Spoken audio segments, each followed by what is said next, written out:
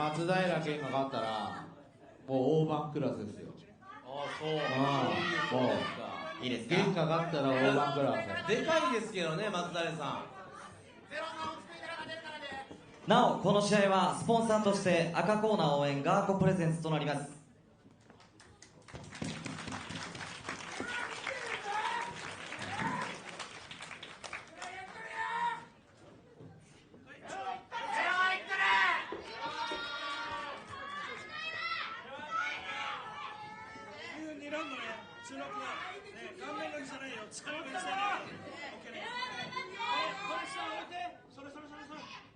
和田さん頑張って。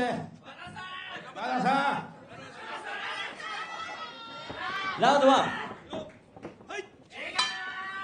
日の会見では、松平さんはあの慎重さを使って、蹴りで攻めていくという話をされておりましたが、前半聞いてた通り、足のおーっと通り、足のおーっと通り、足のおーっと泥に入りました。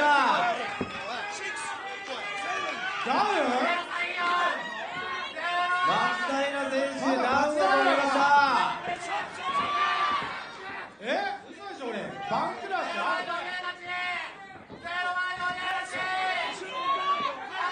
さあ、ちょっと攻撃がワンパターンになってきてるでしょうか。松平選手、01選手が完璧に押しております。松平選手が攻撃がワンパターンだ。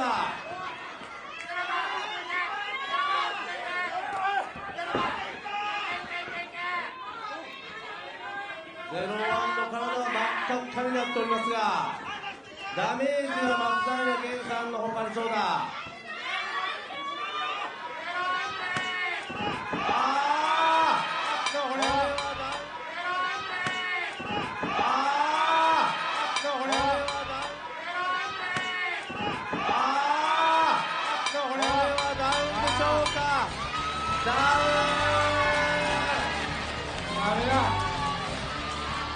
勝者赤コーナー01